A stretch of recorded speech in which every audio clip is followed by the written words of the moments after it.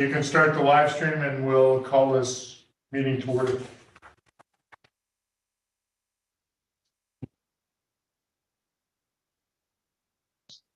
We're ready, Your Worship. All right, thank you, Ms. Floyd. All right, Council, I'd like to call this regular council meeting of June 14th, 2022 to order with adoption of the agenda. And I'd like to amend the agenda to include items D and K of the community charter to the in-camera portion of the meeting. So if someone would make that motion for me, please.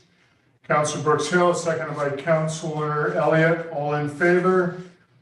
Motion's carried. All right, adoption of the minutes of the regular council meeting of May 24th, 2022. Someone want to make that motion? Councilor Brooks Hill, seconded by Councilor Rind. All in favor? Motion's carried. Any business arising from those minutes? Seeing none, I'm going to move on to announcements from the mayor, and I just have one announcement. We now have a data dashboard for economic development, so the public will now have access to key economic development data through the Community Economic Development Dashboard, an interactive online information management tool used to track, analyze, and display relevant community metrics and data points. The completed dashboard presents business development, transportation and tourism, population, housing, and food security data metrics in an accessible, interactive format, putting the community's challenges and opportunities on the table for conversations about system coordination and cross-sector understanding and collaboration. Contact the city's Economic Development Department to find out how to access the dashboard. That's the only announcements that I have today, and we have one member of our media joining us today. Thanks for being here. And we're going to go on now to bylaws A, the election procedures Assent voting amendment bylaw 2328. And any comments on that, Ms. Floyd, before I ask for motion to be put on the table? No comment, Your Worship. It's the same as what was presented last council meeting, where we just made some amendments according to legislative updates. All right, great. I'll put the motion on the table, Your Worship. Great, thank you, Councilor Palmer. Go ahead. That election Assent voting procedures amendment bylaw number 2328 be adopted. Seconder for the motion, please. Councilor Charlotte. Any discussion on the motion? Councilor Elliott. So just so the idea behind this is that we're trying to make it easier to vote. Is it what's so? The amendment really is for mail-in ballot, so everyone can now ask for a mail-in ballot, whether they're away or not. So this is taking some of the stuff that we adopted during the COVID period and make it continue it on. Yeah, and it just makes it easier for everyone, and I think that's kind of a motion across the provinces, and Ms. Floyd. Correct, Your Worship. It was a change in the legislation to allow mail ballot voting for all eligible electors, as opposed to those that just weren't available during that time period. Any other comments or questions from councilors? Seeing none, I'll call a question. All those in favor? And Councilor Palmer, Councilor Rind, you're both in favor? Yes. Aye. Yes. Thank you. That motion is passed. All right, we're going to move on to item 9B, the bylaw to repeal. Someone want to put that motion on the table for me, please? Councilor Brooks Hill. That the bylaw to repeal the City of Revelstoke and Revelstoke Limited Water Bottling Plant Fire Protection Agreement bylaw number 2329 be adopted. Seconder for the motion, Councilor Elliott. Any discussion on the motion? This is basically this bottling plant is, I understand, no longer in business under the name Revelstoke. So that's the reason for appealing this fire protection agreement bylaw. Chief DeRosa, you're here. Do you want to make any other comment? Through your worship, If you can all hear me? Yes. Perfect. I am at home, so I'm on my laptop. Yeah, the bylaw being repealed, it no longer is applicable for that particular entity. And also it is 45 minutes outside of the city limits. So it's no longer applicable at this time. And whether there's a functioning company there or not, it puts the city at risk to have this bylaw alive. Great, thank you, Chief. And Councillor Elliott? So when we respond to accidents 45 minutes outside of Revelstoke, are we addressing the same issues that you just mentioned about risk to our fire department? Chief? Through your worship, no, the highway rescue is under a different mechanism. Specifically, it's under Emergency Management BC. And so when the crew and truck goes out on the highway rescue calls, even if it's a vehicle fire, the EMBC provides the authority to move beyond our municipal boundaries and our fire protection agreement with the CSRD. And so WorkSafe coverage is applied for that as well, in addition to what the city has for that. So we, under EMBC, we have the authority to go on their highway rescue calls with the blessing of council. So if there was a fire at, say, at the Parks office up there, would we respond from here? Through your worship, are you referring to the Revelstoke National Park? Yeah, or at the what's that? Rogers Pass as well. Yeah, sorry. Yeah, so through your worship, there's a couple of different things there. We do have, or did have, an agreement with the Revelstoke National Park for a certain protection. I think it was within 200 feet of the road center line for a certain portion of that park there. Glacier National Park up at Rogers Pass, we don't have any agreement with them. National Parks does have their own wildfire fighting crew. So this was with the Revelstoke National Park, the agreement was specifically for a border along the roadway, vehicle fires within the park on that.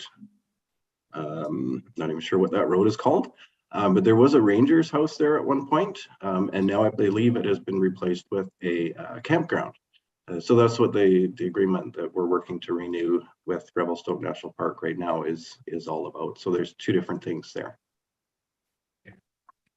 Okay, answers your question, Councillor. Any other questions for Chief Tarosa? Seeing none, I'll call the question. All those in favor? Yep. Aye. Motion's carried. Thank you, councillors. Moving on to item 9C, fees and charges amendment bylaw. Councillor Brooks Hill. That the fees and charges amendment bylaw number 2333 be adopted. Seconder for the motion, please. Councillor Charlotte. Any discussion on the motion? This is basically just amending a couple of the cemetery fees that inadvertently were incorrect when we had passed the original bylaw, just amending it to bring it back in line with the way it's supposed to be. More or less a housekeeping item. So, any other comments from councillors? Seeing none, I'll ask the question. All those in favor? Aye. Aye.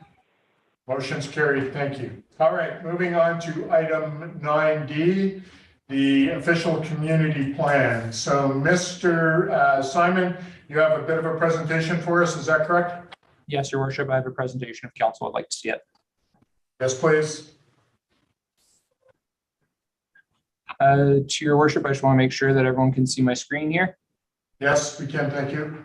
Thank you. So I'll try and keep this brief. So this is with respect to official community plan bylaw number 2332, which is to repeal and replace the city's existing official community plan.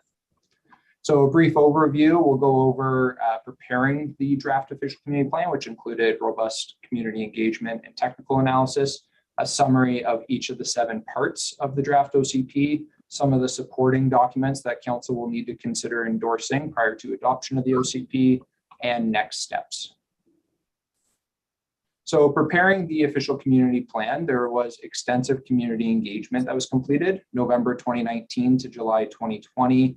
Robust engagement with the community to do a vision check-in was completed between May and September 2021, framing the OCP to identify key themes and develop further community goals was tested with the community and ultimately resulted in 5 key areas that established different goals for the OCP. And then in December 2021, growth scenario review, 3 growth scenarios were presented to the public. Virtual and in-person engagement was completed, and this ultimately landed on support for the centralized development model, which we will get into a little bit further later on. The OCP focus group was established in July 2020 and met until April 2022. They had met 15 separate times, consisted of 22 members, and they dedicated about 700 hours of collective volunteer time to help provide feedback on technical data, engagement strategies, process, as well as championing engagement within their own networks.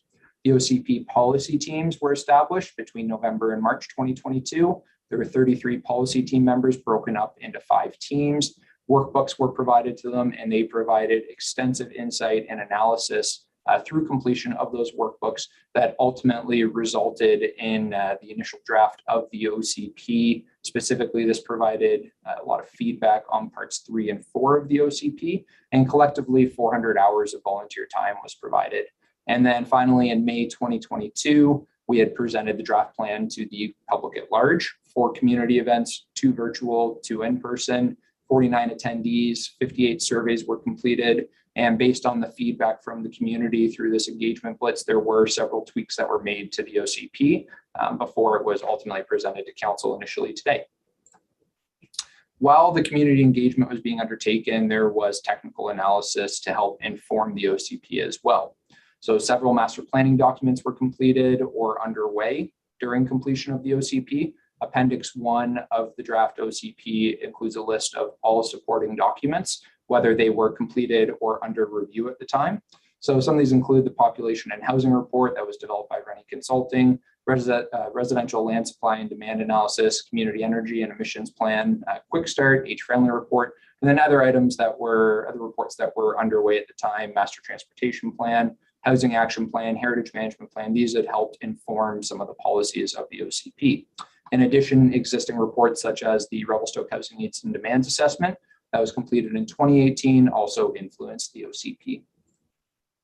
So moving on to a summary of what the contents of the OCP are. It starts with part 1. This is the introduction, vision, and community goals section. Provides an overview of what an OCP is and how to use the document. Summary of the process to prepare the OCP, similar to what we just went through.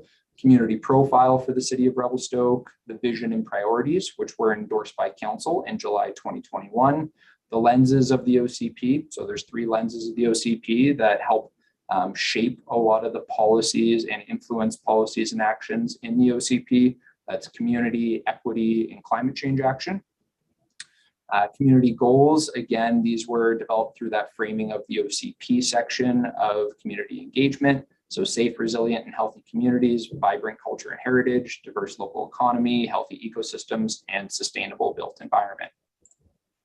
Part 2 of the document starts looking at future growth projections and what the city can anticipate, as well as what targets we're hoping to achieve with things like housing. So population growth, we anticipate a 1.5% average annual growth rate over the next 20 years. So that would bring us into 2041 based on when this analysis was completed. And keep in mind, we do anticipate a larger spike in our population over the short term with a leveling out over the long term. So that would result in an increase of about 2,700 residents by 2041. Gets us to a total peak population of just shy of 22,000 by 2041 when we're looking at usual residents, shadow population, as well as peak tourists. Housing demand, that's also an item that was analyzed. So again, the centralized growth model looking at a target of 75% of new housing to be multi-unit housing. So apartment, ground-oriented housing like row houses, triplexes, fourplexes, things of that nature. If this target is met, it's important to note that over the next 20 years, the city would still be predominantly single detached housing. Right now, we're about 78% single detached housing. If this target's met in 20 years, we'd be about 63%. So economic growth, we know we are looking at diversification strategies for our economy. So when we're looking at future growth projections, transitioning from a primarily resource-based economy to a more diverse economy, tourism, recreation, transportation, and logistics, as well as new emerging technologies. Under the legislation, the city is required to include a greenhouse gas emission reduction target within the OCP. So as founded in the CEEP Quick Start, the Community Energy and Emission Plan Quick Start, a greenhouse gas emission target of 40% reduction from 2007 levels by 2030, with net zero emissions by 2050. And then lastly, looking at the urban growth boundary, based on the analysis that was completed for the OCP, no expansion into environmentally sensitive or agricultural land reserve lands is anticipated to be needed during the lifespan of the OCP. A quick overview of part 3 of the document. This contains community policies and action items. Indigenous reconciliation is one of the sections. Parks, recreation, and culture, community economic development, and community infrastructure. There's numerous policies and actions that are incorporated in these 4 sections. Some key highlights for council: development of a citywide policy to guide communication, engagement, and collaboration with Indigenous communities, policies guiding future parkland acquisition and preservation of natural areas for conservation value, policies and actions guiding future collaboration with the community regarding arts and culture projects, provisions for supporting business and nonprofit sectors' economic development objectives, policies and actions to support incorporation of social development objectives. There's a lot of studies that have been done in the city, like the poverty reduction strategy. So the OCP is trying to leverage some of those items that have been completed, support the review of the city's DCC bylaw, and then as well as provisions for community infrastructure, active transportation, Bear Smart, organics collection, water metering, expansion of sanitary sewer services, things of that nature.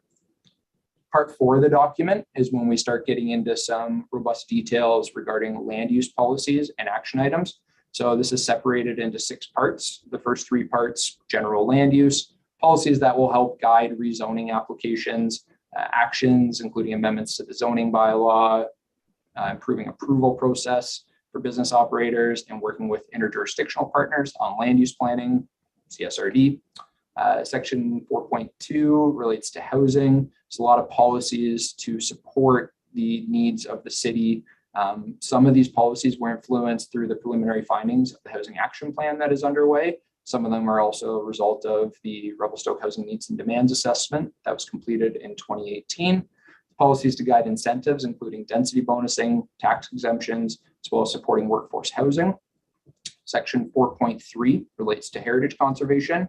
So this includes general heritage policies that apply citywide, as well as policies that apply to the heritage conservation area as shown on the map on the slide here, and then policies for protection of archaeological sites as well.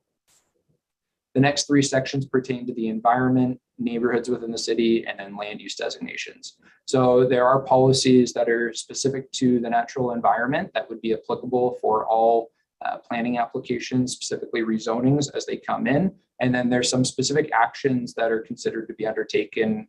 One thing that's really key to highlight from there, I think, would be improving the city's environmental mapping.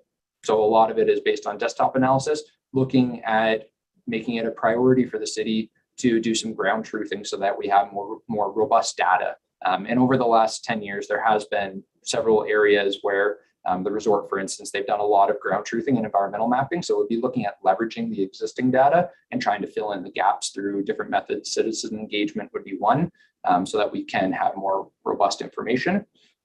Neighborhoods, there's policies and actions that are specific to each of the 14 distinct neighborhoods in the city, as shown on the map on the slide. And then lastly, land use designations. Now, the land use designation section is one of the areas that has been changed more substantially, and it has been changed to simplify the land use strategy. So this is really important. Right now, the OCP has 23 different land use designations. It makes it very challenging for members of the public, developers, to understand what may be supported within different communities of the city. So we really wanted to simplify this land use framework. So we went down from 23 to 11, and we put them in more simplistic language. So right now you'll see things like high density urban center, mixed use neighborhood land use, suburban land use. We put them in more plain language like low density, medium density, high density, and mixed use. So here's some examples. And you can see how they're defined in the OCP is a lot simpler so that people understand low density residential may mean single family residences, duplexes, maybe very, very small blocks of well-integrated row houses or triplexes. And then medium density is when we would be starting to get into smaller apartment style buildings, row houses, things of that nature. And then high density would be multi-story apartment, condo type development. One of the other key things with the land use strategy, and it's illustrated well on the map that's on the slide, the green area that almost provides a direct buffer around the majority of the perimeter of the city. We've expanded the environmental land use designation into areas where it was previously designated urban reserve, where there wasn't an idea of how the lands were going to be developed into the future. Many of these were environmentally sensitive areas, heavily treed areas on the south slopes of Mount Revelstoke, for instance. And you can see this provides a more contiguous buffer around the city, which shows the areas that we would want to keep preserved for natural ecological functions. Part 5 of the document gets into development permit areas. So we have 8 development permit areas that are established in the city. So there were some changes that were made to the existing development permit area layout. And some of the key highlights for council includes designating the entire city as an environmentally sensitive and environmentally hazardous DP area. Now, the intent of this isn't to make everyone, if you're doing a facade improvement in downtown Revelstoke, to get an environmental site assessment completed, but it's to ensure that in lieu of having really effective and complete ground truth environmental mapping, that we aren't missing out on areas that could be conserved.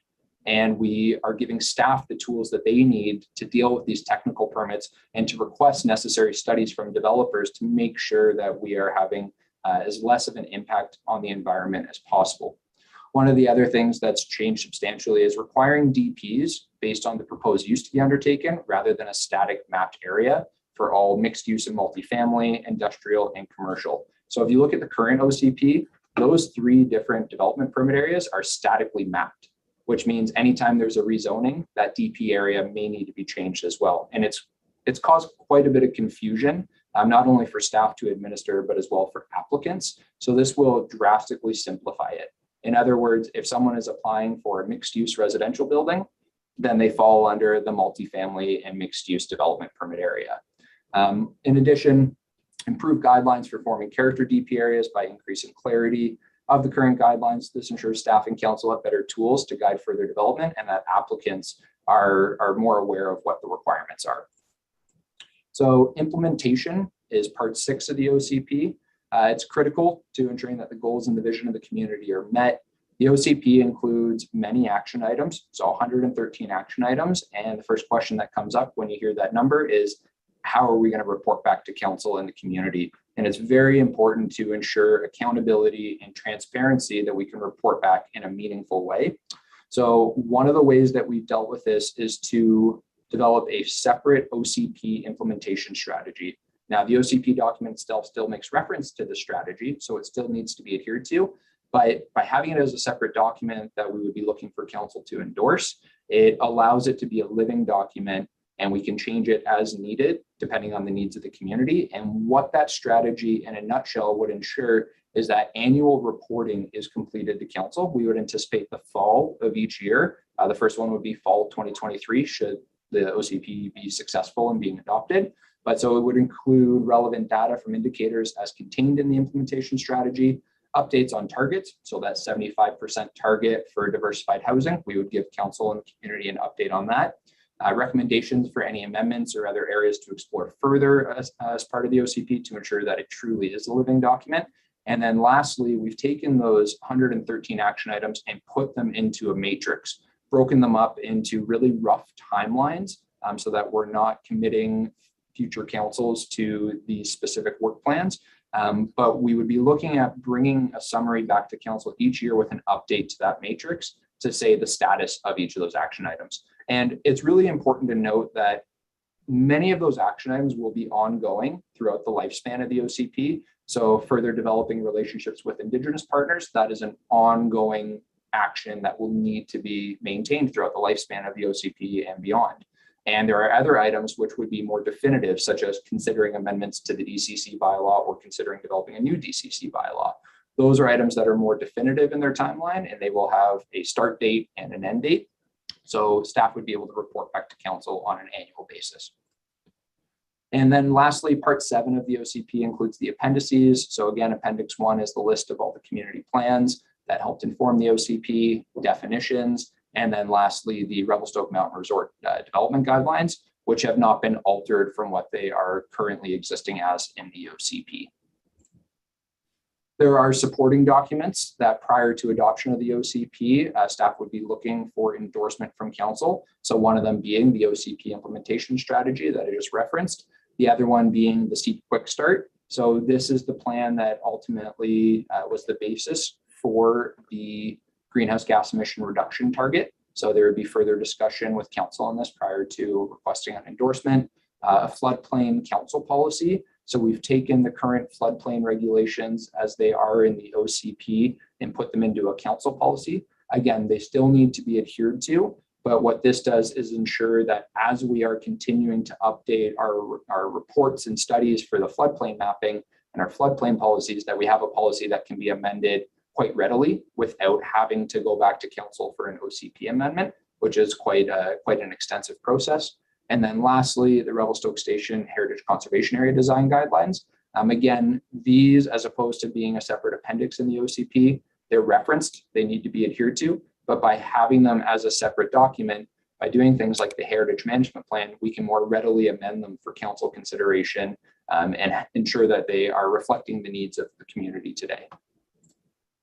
So next steps. So staff are supportive of the OCP, recommend first and second reading of the bylaw and proceeding to a public hearing. I have the resolution on the screen for council that is contained in the report package. And this concludes my presentation. Should council have any questions, we are happy to answer. Great, thank you, Mr. Simon. Councillor Palmer, do you have a question before we put the first motion on the table? No, I was going to, Mayor Sulz, I was going to put the first motion on the table that the official community plan bylaw number 2332 be read first time. And if it's seconded, I have some comments. Okay, is there a seconder? Councillor Brooks Hill, and now Councillor Palmer, comments, please. Yeah, thank you. Just speaking to the motion, I was contemplating actually putting first and second reading in the motion, but I'm sure we'll get to the second one here shortly. Thank you very much to Mr. Simon and all the staff and the people that have been working on the OCP. It's great to be at this point. Finally here. Mr. Simons, thank you very much for a very good overview, which you just did now. Thank you very much. That was, I was thinking, are we just going to get the sort of the nice process thing, which has been well promoted, which was very, very good. But thank you for going into the details. It was very succinct and very clear in highlighting that, and you answered a number of my questions through that. I do have a question, just clarification on the appendices. So we have things like the Parks Master Plan, the Transportation Master Plan. So if those are changed in the future, is that also part of the living aspect of the OCP, or would they have to be coming back for amendments? Mr. Simon? Through your worship to Councillor Palmer, yeah, the intent is that we were taking key themes that would help, key goals that would help drive the development of those master plans and embedding those as part of the OCP. So part of the challenge that we're having right now is that there's so many of these master planning documents that are underway at the same time. And generally you would have an OCP that is guiding those master planning documents. So we've been doing it concurrently, and we wanted to make sure that the documents spoke to each other as much as possible. The idea with the wording in the OCP is that regardless of more technical detailed changes that may happen in those master planning documents, the OCP wouldn't need to be amended, because we've gone through great lengths to make sure that it is still at that guiding strategic direction level, and that it's not getting into the nuts and bolts of the operation. So as an example, for the Parks and Rec Master Plan, one of the policies in the OCP may be to ensure that new parks or new communities are developed within walking distance of parks, but it's not going to necessarily specify in a policy what that distance actually is. Then the Parks and Rec Master Plan can get more detailed to specify what that distance is. Great, thank you. And then again, through the mayor, Thank you for the substantive stuff regarding housing, land use. This is the real meat behind from my perspective, the real meat behind the OCP. And there is changes, and I think some of the public have already noted that there's a change in sort of the tone on land use. Higher density and stronger protection of the environment are the two that I think are particularly important, and they do have impacts on the future. I really look forward to implementing some of those aspects, especially as it applies to environmental sensitivity. I don't think I have a specific question, but I just wanted to flag that for the community that there's a lot of the warm fuzzy stuff in the OCP, what I would call warm fuzzies, but there is substantive stuff that is going to really make a change of what we look like in the future. And I was thinking on the growth projections. So this OCP is going to 2041-ish or something like that.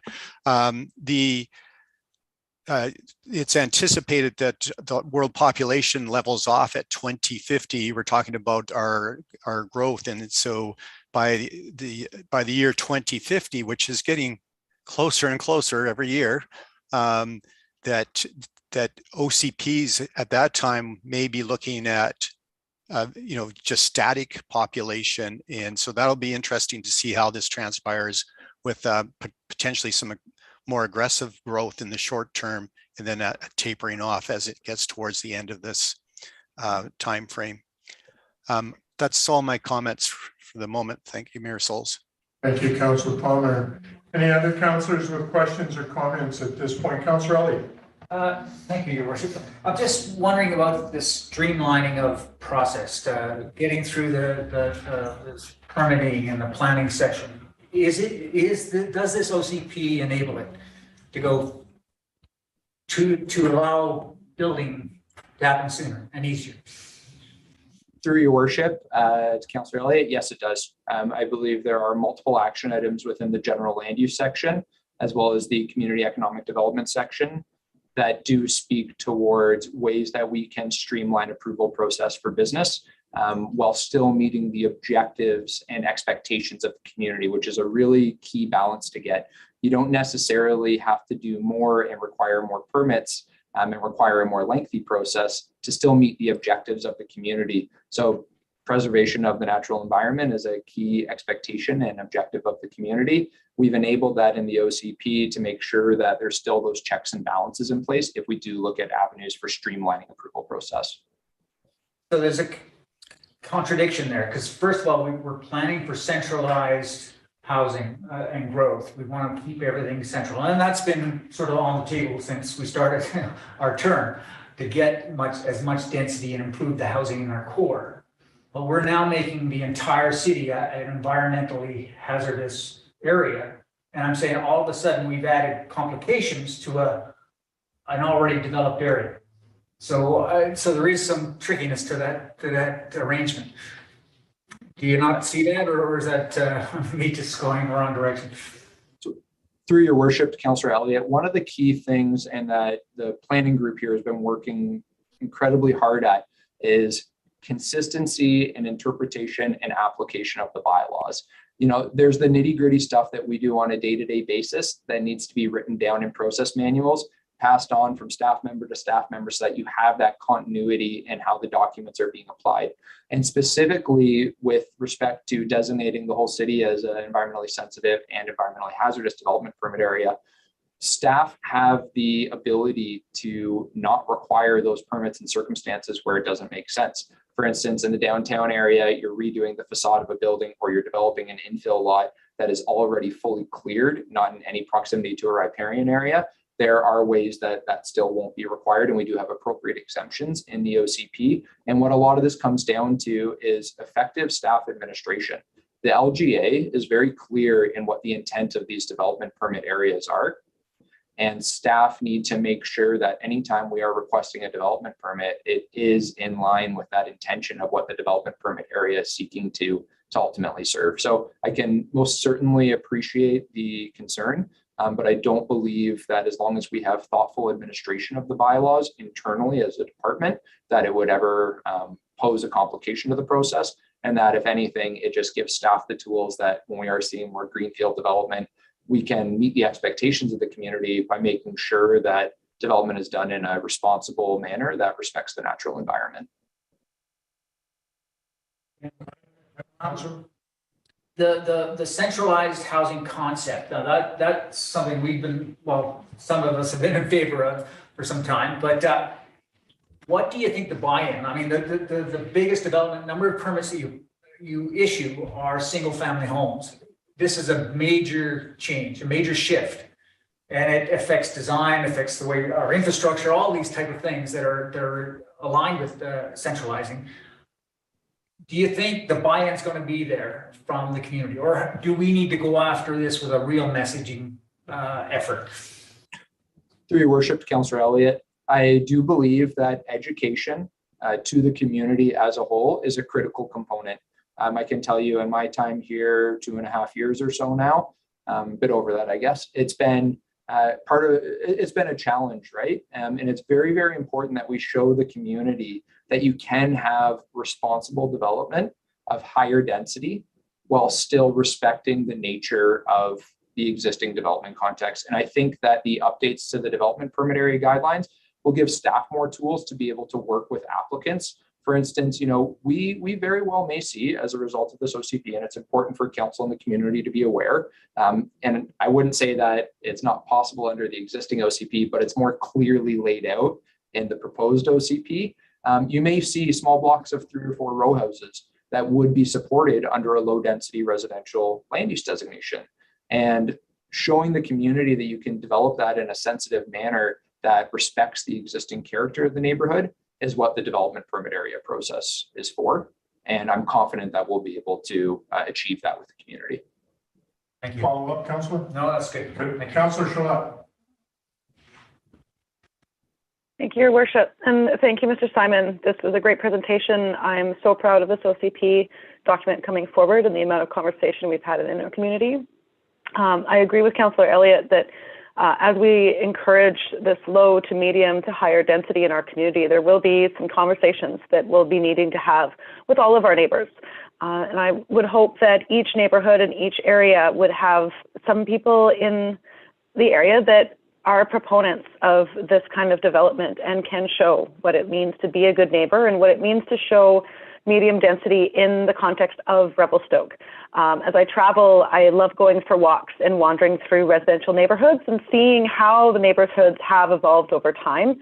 And in every community across this country, you will see the larger farmhouses that are older and have been there since the community began almost, and the infill that has come in between them through various stages of our history, whether that was post-war, through any one of the downturns through our history, when we recognize that larger spaces for individuals and single family groups might not be sustainable, that we do need to group up and support each other to make life more affordable.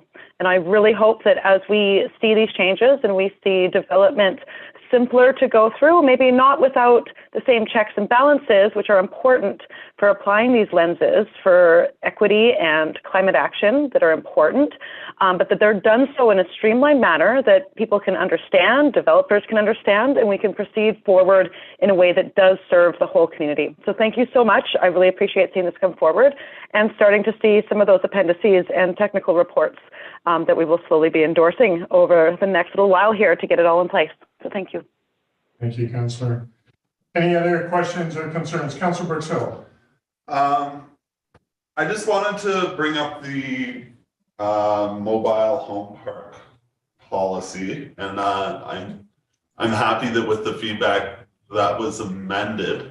I've been thinking about the language with it. I know in our housing action plan, one of the recommendations was to strengthen the policy to retain mobile home parks. I can't remember it. I haven't gone back and looked at it, but that roughly was one of the recommendations, to develop, look at other communities who have been protecting mobile home parks. And I'm just wondering if this the language in 4.2 is that, to me, the old OCP had stronger language to protect mobile home parks, and this is a softening of the language. And I'm wondering, I know I personally got a lot of feedback, negative feedback, and I understand also, like in the survey from May 10th or 5th, or so I'm just not sure. It's that language is a little confusing because, you know, it could be read as being very strong protection, or it's kind of like saying we want to retain no net loss of mobile home parks, but then also talks about how we could lose mobile home parks and what would be acceptable. So I'm not that sure about it. Overall, I'm very happy with the OCP. This is just a very small detail that I don't know if through the chair, if Mr. Simon would like to comment on my rambling. Oh, no, I think, Mr. Simon, if you could weigh in, I think you and I had this discussion regarding that, but if you could just a little clarity, please. Through your worship, yes, this was something that was brought up at the in-person community engagement. It was great to be there, and it's so great to be really familiar with the documents that we can hear from people and say, okay, here's the policy. If you have concerns about it, make sure in your feedback you write, I don't like policy 4.2.1 for these reasons, and then that's something staff can work with. So we're really happy with the changes that we made. So the current policy in the OCP, it actually doesn't so much speak towards protecting mobile homes. It talks about, I got it pulled up here, developing a mobile home park overlay that preserves zero net loss of mobile homes and focuses on the transition of small parks to more suitable land uses and prohibit mobile homes outside of mobile home parks. So I would actually argue from a planning perspective that the existing policy is a bit confusing and contradictory. And I actually think that it's talking about supporting transitions of smaller home parks to other suitable land uses without saying what those land uses are. So that's a challenge for staff from an interpretation perspective, and also challenging for the community to understand what that's seeking to achieve. When we look at the proposed policy, again, this really only applies to rezoning applications, because unfortunately, the reality of the situation is for some of our smaller mobile home parks in the city, they're already zoned medium density or high density. So that means when an owner comes in and wants to redevelop them, they need to abide by necessary provincial regulations. But the only tool that the municipality has is to require a development permit. And a development permit gives you very different legislative abilities on what you can impose on that development than at the rezoning process. At the rezoning process, council has all the control to say, no, we don't want to support this rezoning for whatever reasons. Development permit, you have to review it in accordance with the development permit area guidelines. So it really does change things. And so we made it really clear that it's applicable to rezonings. And we made it clear that, should review opportunities for no net loss of mobile homes. Should is a strongly preferred course of action is how it would be applied and interpreted. That's pretty standard planning language when you got, may, should, and shall. Shall is the most prescriptive, very challenging. That's where you're tying future council's hands. Should is a little bit more of a strongly preferred course of action to give applicants direction. So no net loss of mobile homes are similar forms of housing in the community.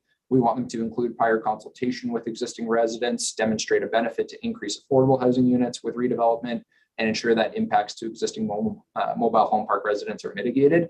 To me, that gives staff a lot more direction and a lot more ability to work with a developer to make sure that the interests of the existing residents is met. So I would most certainly argue from a planning perspective and an administration perspective that the new mobile home park policy provides a lot more clarity to staff and council as to how we would evaluate these types of applications. But it's a very tricky subject.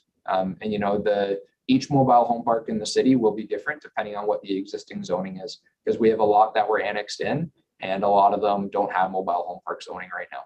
So it's a challenge. No, I'm quite happy with that explanation, but that's Okay.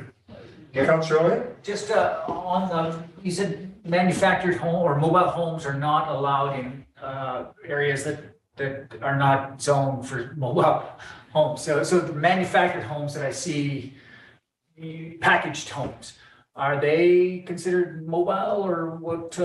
What's the distinction? So through your worship, just to be very, very clear, the policy that referenced prohibit mobile homes outside of mobile home parks is in the existing OCP, not in the proposed OCP that is before council consideration today. That being said, this is an item that's defined within the zoning bylaw. So the only difference between a quote unquote mobile home and a single family or single detached residence is the fact that a single detached residence is on a permanent foundation. This is a change that many municipalities have been going through. Zoning bylaws specify minimum dwelling width requirements. So as long as a manufactured home on a permanent foundation meets that, it's a single detached residence for all intents and purposes. Yeah, that's where I'm trying to. Yeah, because I've seen a couple new homes just shifted in, and anyway. And we have that throughout the community. So, Councillor Ryan, do you haven't had a chance to make comment? Is there any comments or questions you have? No, I'm just really thrilled to see this come forward, and really appreciate all the engagement that's been done, and think that this is really excellent. Great, thank you, Councillor Ryan. So I'm just going to make a statement. So we're at first reading, and in a moment I'm going to ask you to vote on first reading, and I'm anticipating that council will vote in favor of first reading. This OCP contains 113 action items and directions to the community or to staff regarding the community. So if at any point now that any councillor feels that we haven't addressed items in a correct way or in a robust way, then I'm going to ask you that we complete first reading and we actually send it back to staff for completion of those areas that you don't feel comfortable with. I feel that our community has weighed in with our OCP focus group, our consultants, our staff, and have done a superb job with this, and I'm supportive of this going all the way through. And just feel I just want to make sure that all the items that you have concerns about are dealt with at this point so that we can move this process along. So I will ask one more time, is there any of you that feel there's any issues within the OCP as it's proposed that you have concerns about? And if that's an issue, then let's talk about it now. Any comments from councillors in the room? Seeing none at this point, Councillor Palmer. Thank you, Mayor Sulz. Just speaking to that, I recall we had some of the committee volunteers that were very active on the OCP review. One of the comments they made is urging council to not try and tinker at this point. There's been so much work done. And any tinkering that we might do could put the whole OCP at jeopardy. And there's so much good stuff. There might be something small, and I mean, there will be amendments to the OCP in the future. That's just the nature of planning and how communities evolve. But I think, just reiterating what you said, Mayor Sulz, that this is, it's been well done. And I think we need to move ahead in getting this to the public hearing stage. Thank you. Great. Thank you, Councillor Palmer. I appreciate that input. So any other comments from any other councillors? Seeing none, I will now call the question on reading the bylaw first time. All those in favor? Aye. Aye. All right, this motion is passed unanimously. Moving on, does anyone want to put item 2 on the table? Councillor Palmer. So yes, I'll put the that motion that the official community plan bylaw number 2332 be read a second time. Councillor Charlotte, are you going to second that? Thank you. Seconded by Councillor Charlotte. Discussion on this motion. Any councillors have discussion on the second reading? Councillor, not on any particular item, but just how long does this sort of bind us? How often should it be reviewed? That's just a general comment or inquiry. Mr. Simon, we had talked briefly about this a while ago in our video this past week. Comment on a review of an OCP. Through your worship, best practice is to do a pretty thorough review every 5 years and do a quite exhaustive review every 10 years. And one of the things that's really key about this plan is that implementation strategy. We need to make sure that it's feasible for us to administer. We only have so many hours in the day and so many staff members. We are still a small town. But that said, annually reporting back to council on how we are doing at implementing the OCP is of critical importance. And that annual report will guide what we need to do. If we grow at a substantial rate over the next 3 years, and we are seeing huge increases in development year over year over year, then that would be reflective in staff's recommendation to say there's some items in the OCP that we need to reevaluate. And maybe we need to look at doing a comprehensive review sooner than what we thought. And we need to start thinking about that now to start stashing money away for it, right? So we want to report back annually, and that would be one of the components of whether or not there's changes, whether it's a minor tweak or a drastic change of course that needs to occur. And we would do that on an annual basis. Yeah, I guess that just relates to, that was the miss on the previous OCP, is that we never got to reviewing it. We never even had, when we started, we never even really dug into it at all to understand it. So it's a weakness that it's easy to make those recommendations now, but I hope they're entrenched and we get this review next year. Perfect, good. Any other comments from other councillors? Seeing none, I will call a question on reading a second time. All those in favor? Aye. Aye. Motion's carried unanimously. Thank you. Does anyone want to put item number 3, public hearing, on the table for me? Councillor Elliott? Sure. A public hearing for official community plan bylaw number 2332 be scheduled on July 12th, 2022 in accordance with the Local Government Act. Seconder for the motion, please. Councillor Sherlett. Any further discussion on going to a public hearing? Seeing none, I will call the question on the public hearing. All those in favor? Aye. Aye. Motion's carried unanimous. Item number 4, someone want to put that on? Councillor Brooks Hill.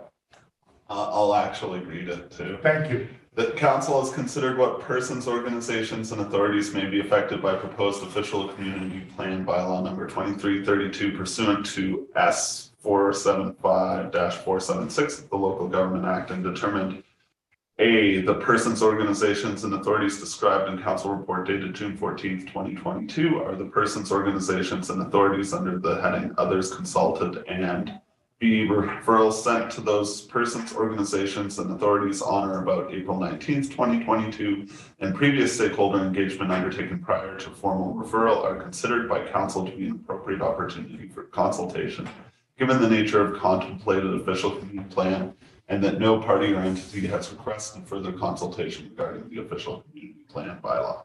Seconder for that motion, please. Councillor Elliott. Discussion on the motion. Councillor Palmer? Thank you, Mayor Sulz. Probably no surprise I will be opposed to this motion as explained before. If there's anyone that wants to have any further dialogue on the reason why I'm voting against that, I'd be happy to talk with anybody on that. Thank you. So I just want to make statement that Mr. Simon has reached out to some of our First Nations, and particularly the Sinites and the Lakeman Sinites have given extensive input, and all of their input has been taken into consideration in the OCP and actually brought to fruition within this document. Is there any other comments you'd like to make regarding that, Mr. Simon? Through your worship, yes, we received quite positive feedback in several areas where they recommended some tweaks to the wording. And I am happy to report to council that staff had made all the recommended changes, and the Confederated tribes that are representing the Sinites have been very happy with many of the action items, and they expressed their enthusiasm to continue to work with the city as we are implementing some of these action items in the future. So we're quite happy with the feedback we received, and all of the feedback that they provided has been incorporated. Great, thank you for that. Any other comments or questions from Councillor Palmer, you have another comment or follow-up? Yeah, just on that, and I don't want to belabor this point here because I really do want to keep focused on the OCP and moving this ahead. But I do have questions because this is new information to me as to on who the persons and organizations and authorities that council has considered appropriate. And there's still, I think there's still a follow-up discussion that council needs to have and a better understanding. So I think that's just that comment. I don't want to go drilling down too much into that. I think that's probably a conversation for another time, but unless there's something really succinct as to how council makes that decision on the person's organizations and authorities that should be referred to, and that applies to also OCP amendments as well. So that just a statement, no real question at this point. Great, thank you, Councillor Palmer. Any other comments? Any comment, Councillor Ryan, as I'm unable to see you? No comment. All right. All right, I will call the question on item 4. All those in favor? Aye. And those opposed? I'm opposed. Okay, note that Councillor Palmer is opposed. Balance of council is in favor. This motion is passed. Item number 5. Someone want to put that on the table for me, please? Councillor Brooks Hill. That pursuant to section 477 bracket 3 of the Local Government Act, official community plan bylaw number 2332 is consistent with the City of Revelstoke financial plan and solid waste management plan. Seconder for that motion, please. Councillor Charlotte. Any discussion on the motion or any questions regarding this? Any comment, Mr. Simon? Through your worship, no comment from me. Okay, Councillor Elliott, proceed. So just so I understand this, so the financial side, Tanya, Ms. McCabe has been brought into the discussion, and the engineering side as well. Is that what I get from this? That's my understanding. Any comment, Ms. McCabe? No, that's correct, Your Worship.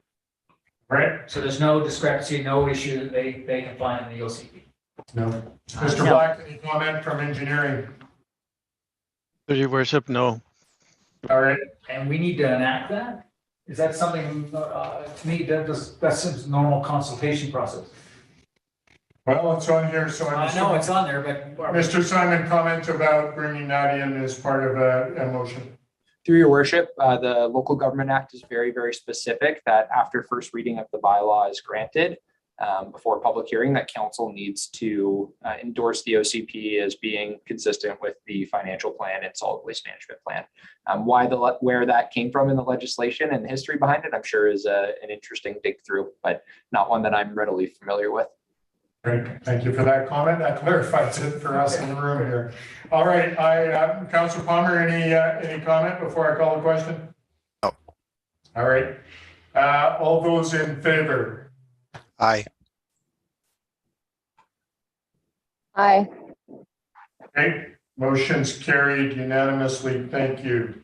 All right, thank you, Councillor, and thank you, staff, Mr. Simon, and the consultants for the OCP, and I want to thank those in the community who weighed in. We look forward to the public hearing on July 12th. All right, we're going to move on to staff reports 11A, the resort development strategy. Before I put the motion on the table, Ms. Braun, any comments or presentation?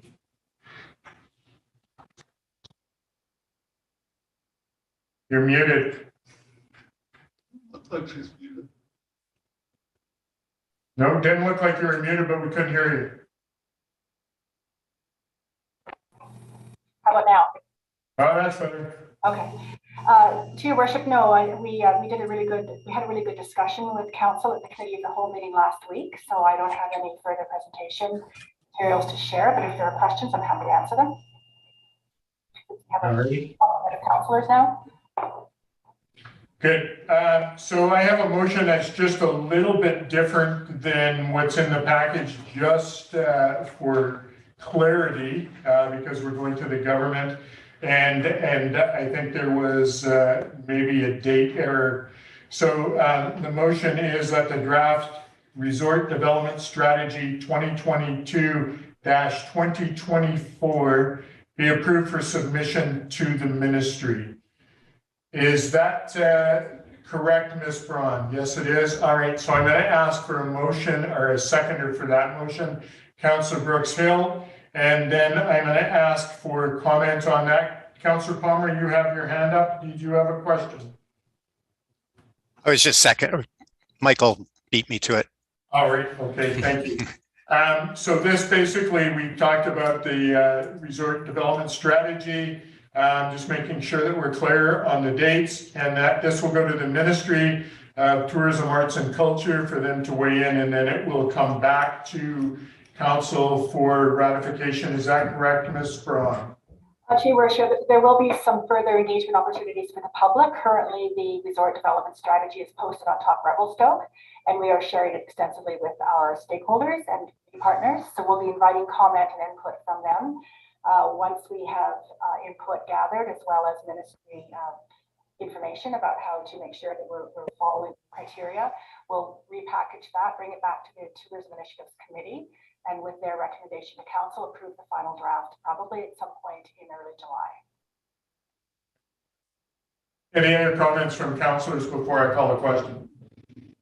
Just that theory. So on the initial, is it 2022 to 2025? Is that just a? Yeah, it should be 2024. However, with the ministry, their year end is in March or May. And so it kind of goes to 2025 and yet, but it's based on 2024. So that's the reason for the difference. Am I correct with that, Ms. Braun? That's correct. The ministry's fiscal year ends the end of March 2025, and it is used interchangeably with their reporting guidelines. But for our purposes, I think 2024, we'd like to bring it to the end of the 2024 fiscal year for the city. All right, good. Any other comments? Seeing none, I'll call the question. All those in favor? Aye. Aye. Motion is carried unanimously. Thank you. Moving on to item 11B, I have a clarification on the motion, so I'd like to read that.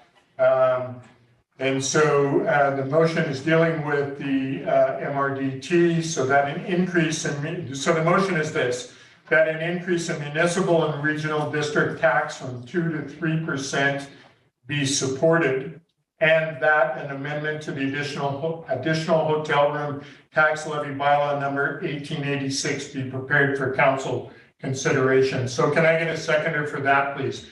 Councillor Brooks Hill. Now, any discussion on that, Ms. Braun? The way that I have read it kind of clarifies that we're going from 2 to 3%, and then it states the bylaw in which we would enact that. Do you have any comments? Your Worship, I don't have any comments on changing that. I do have a short presentation to share, just with things that have changed or been updated since we last shared information about this increase in the rate in February. Okay. So I'll need screen sharing for that. But no, your motion is as read, as amended, is correct. Okay, so can we allow Ms. Braun just to share her screen just briefly?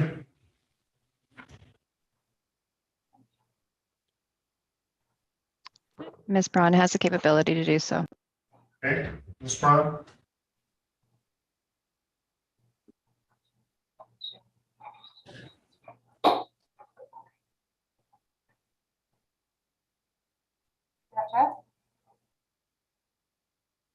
Yeah. We can see it. Okay, perfect. So just to recap some of the important features of the MRDT program, these are some of the intentions and principles that you're aware of. We've shared this with you previously. I won't go through them, but I believe when we met with you in February, we did not have the full amount of funding that had come in 2021. So you can see by the graph on this page that we've had an increase through the years quite substantially, and then a substantial decrease during the pandemic. And things are improving slightly, but they are still lower than what we expect to see them at in future years. So some of the changes being proposed by RAW include a change in their board structure. So changing up with the new board governance structure that was approved at their AGM to broaden the representation of tourism stakeholders, include non-traditional accommodators, and basically broaden the representation of the kinds of experiences that we have in Revelstoke. Their basic activities similar.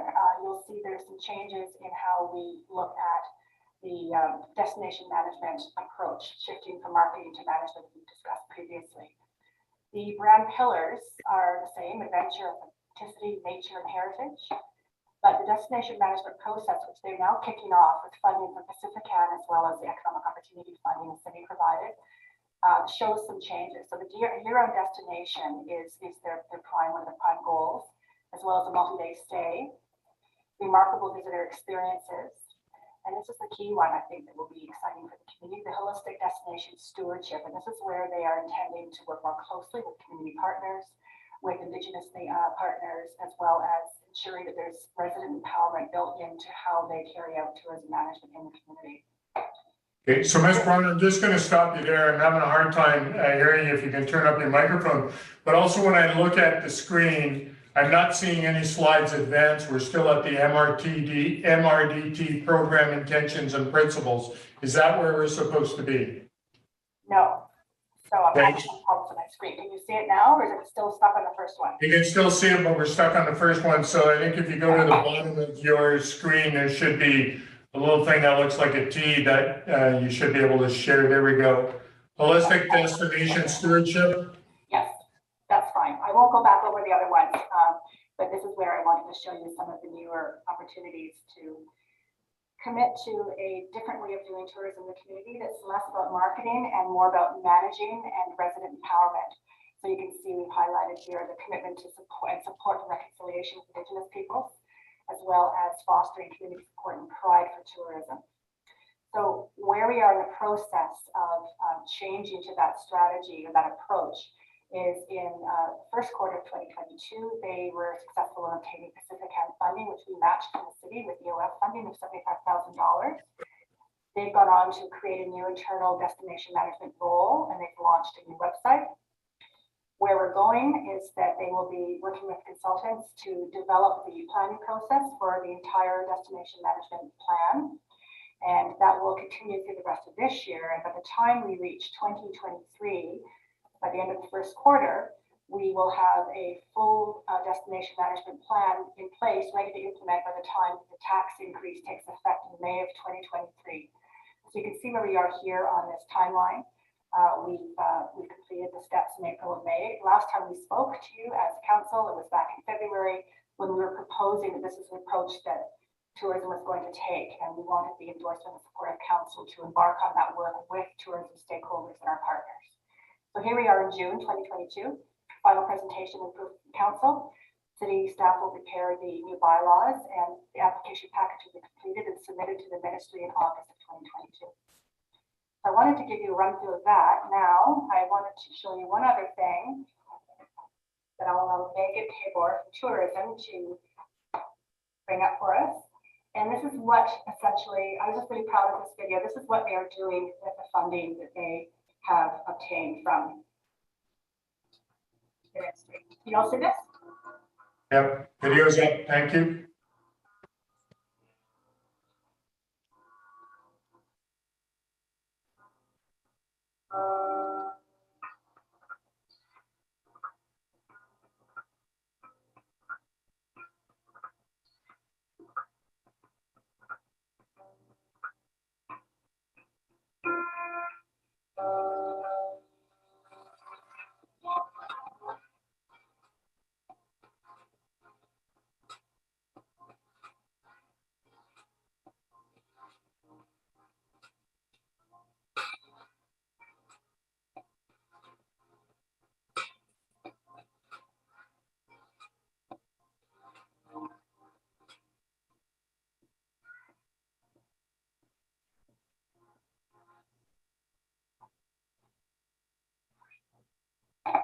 There we go. I just wanted to, that was released yesterday to the public, and I think it really captures their new approach to tourism and to involving the community. So I wanted to express our thanks to Mrdt, Executive Director of Tourism Revelstoke, and see if you have any further questions about this new approach, about the increase to 3%. And they've a fantastic partner to work with, and we're really excited to showcase some of their new products. Great. Well, thank you for sharing the video. Thank you, Megan, for that. Makes all of us want to get outside. And Councillor Elliott's just jonesing to climb up that rock there that we just saw. So. We'll get there.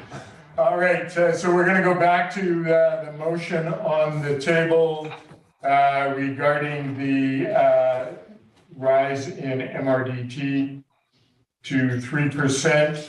Any comments from councillors regarding that? Councillor Elliott. Ingrid, Your Worship, I love the approach, and I love the presentation and the professionalism that's gone into this. One of the questions, and I'm holistically in favor of the 3%. Well, maybe what's missing is was the support unanimous from the RAA or the group that's directing it right now? Was there, maybe that's the flavor, that flavor is missing, or that element is missing. I can speak through Your Worship. I can speak to that, and if there's further questions, Megan can also clarify. But the part of the process was that in order to increase to 3%, we must have 51% of all accommodators vote on that and approve that, as we must also have council's approval. So this was brought to the RAW AGM a few weeks ago, and it was voted and approved by the RAW membership. Was it unanimous, or was there some dissent or some comment? Maybe that's what I'm trying to get to. What resistance? So there was unanimous support from the accommodators that were in the room. I haven't approached every accommodator who didn't attend the AGM, but I haven't heard of any. There has been nobody that hasn't signed the sheet yet. Okay. So there's no downside to it that they see. Well, that's what I want to get to. Councillor Palmer, comment or question? Thank you, Mayor Sulz. Yeah, I was at that meeting. It was from what I saw, it was unanimous. The accommodators were there, and it was a unanimous consent to it. This is good news for the community. This is especially with the change of approach to destination management. I'm excited to see the implementation of the good work that's being done, and just moving on, because this just creates more opportunity for our community. And I think we're very blessed to be able to do this. So very, very strongly in support of the whole package. Thank you. Thank you, Councillor Palmer. Any other comments? Seeing none, I'll call the question. All those in favor? Aye. Aye. Motion's carried unanimously. Thank you. Thank you, Ms. Braun, Mr. Boer, for your presentation, and thank you to Ron, the TIC, for voting in favor of this. It's good to see this move forward. All right, carrying on to item 11C, school safety project. Mr. Black, do you have a presentation for us? I do, Your Worship. Please stand by. Standing by.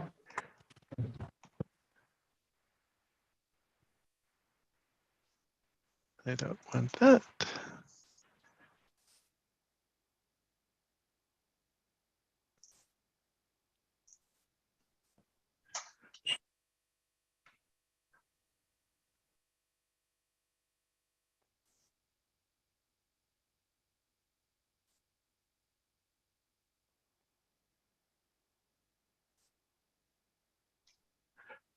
Thank you.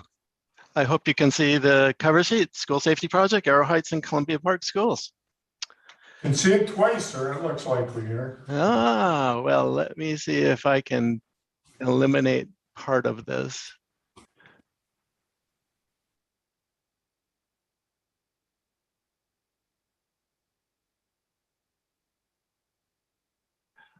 Okay. You can see that now? We can see it now, yeah. Okay. So council's aware that in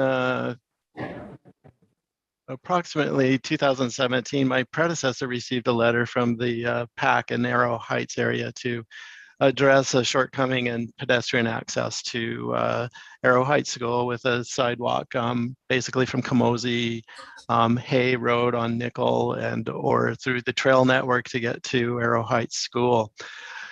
I received, upon my arrival here, I had a real quick meeting with Staff Sergeant Grabinski, whose children were also attending that school, and was trying to enforce parking and safety for children during tough times of winter, and how things were unsafe and how the signage was inadequate. And based upon that, we did a small presentation to council in the spring of 2020 to say, hey, we can make a project out of this, and I think it will be good for the community. And so we pushed forward with that plan. Here's existing, so the projects are both Columbia Park and Arrow Heights schools. Here's an overhead view of Columbia Park on Colbeck and Perks. Here's our street view. You can see there's no curb, gutter, sidewalk, designated parking. And so one can assume that chaos would ensue upon morning and evening arrivals and departures from the school. Based upon that, I engaged Bunt Associates out of Calgary to come up with some conceptual plans. And here's the south end of their Columbia Park concept plans. You can see ankle parking, sidewalks, bus parking, signage, narrowing of the intersection at Colbeck and Perks, and then continuing to the north, narrowing the road for crosswalks to make the distance for children to cross smaller so that they spend less time in the street, providing some designated parking on both sides of the street, and minimizing access to the school driveways so that, again, we keep conflicts for vehicles to a minimum. And so again, these are concepts. Arrow Heights, same condition, gravel, no sidewalks, no curb gutter, no designated parking areas, bus drop off areas, et cetera, et cetera. Here's an overhead, lots of striping. Again, it's the best we can with the conditions we were given. And so here's the concept drawing for the Arrow Heights and Columbia Park School. And Mayor and Council, please feel free to ask questions as I go. There's a lot of information here, and I hope not too technical, but if questions arise, do feel free to ask. Again, narrowing of the road, providing parking areas, adding sidewalks, narrowing the road at Park and Nickel to make people go slower around the corners.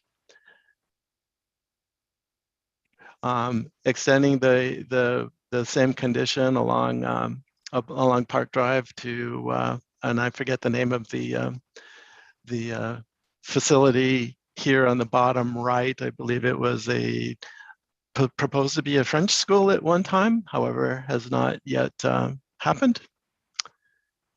Actually, I think that's the old Moose Lodge that no longer exists, Mr. Black. Oh, thank you, Your Worship.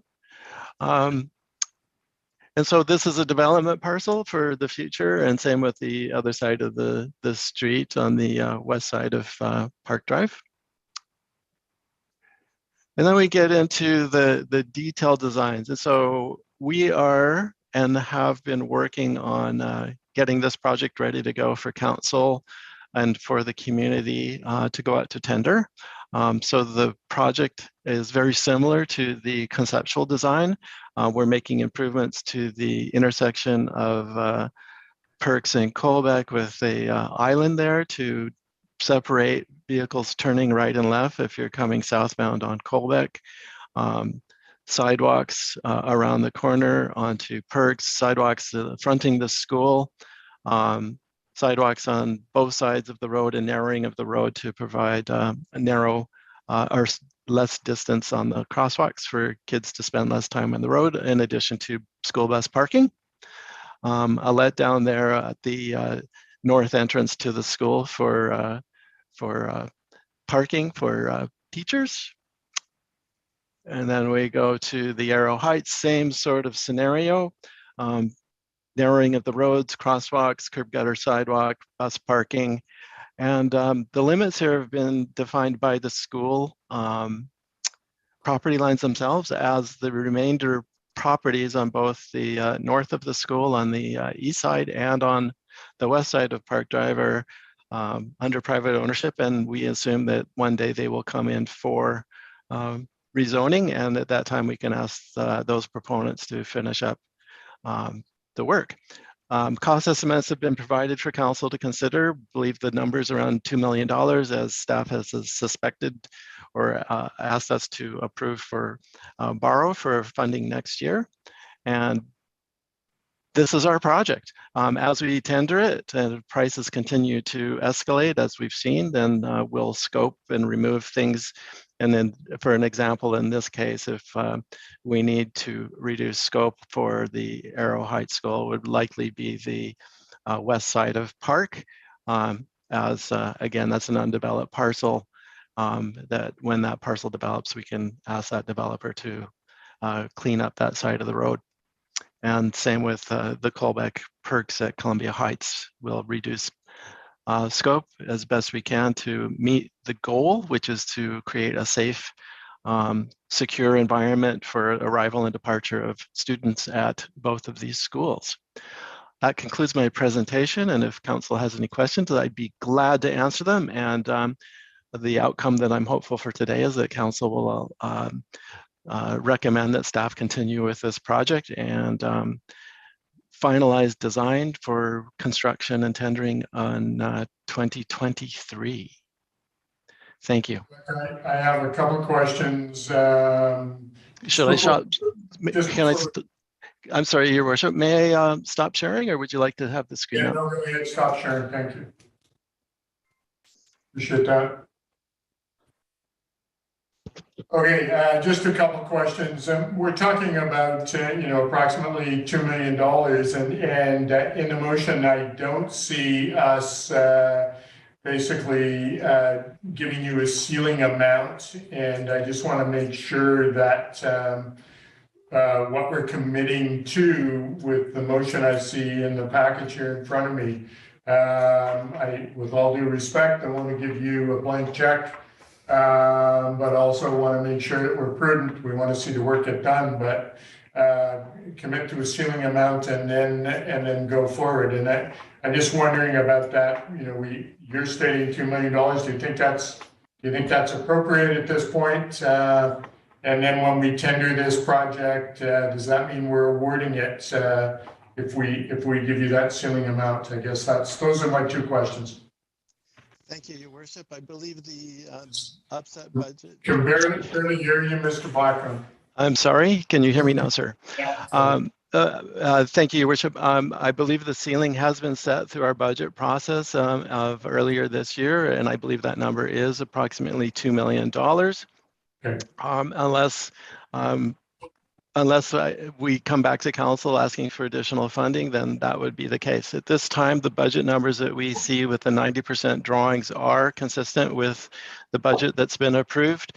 And that is the budget that we will push forward with for tendering. If the tender numbers come in higher than the budgeted amount, we will remove scope as best we can to still retain the security and safety features of the program as best we can with a limited budget, and not exceed that budget under that tendering process. Great, thank you for that comment. Any other comments from other councillors? Councillor Charlotte. Thank you, Your Worship. Thank you, Mr. Black. This is a great presentation, great project. A lot of great ideas in there, and I appreciate the comments around finalizing the scope of that project due to our budget, but also having these plans in place for future works and future development. I am curious about the estimated impact on snow removal costs with different curbs in different areas and corners and things. Will this have a large impact, moderate, low? I'm just curious about what we can expect. Thank you for the question. As we add infrastructure to the community, excuse me, that infrastructure we're seeing come to fruition in other locations too. And those are the multi-use paths, the new sidewalk on Hay Road, the new sidewalk on Nickel that's being built, multi-use paths on Airport Road. In addition, so these will impact our operations budgets. It's likely that we're almost at the point of needing another trackless machine, a small machine to clear sidewalks, especially now that the south end of town is becoming more urban in nature. So there will be an impact. We have not yet come up with a cost per meter, which is a goal of ours this year in order to better understand those costs and how we manage our assets properly. And so I wish I could say it's going to be $45. Unfortunately, I can't. Will it be significant? My understanding that our ops folks believe that it's about $3 a meter per year. Please don't hold me to that, but that's the ballpark. So if we add, 400 to, if it's $3, so add 300 meters, we're talking another $1,000 just for snow removal.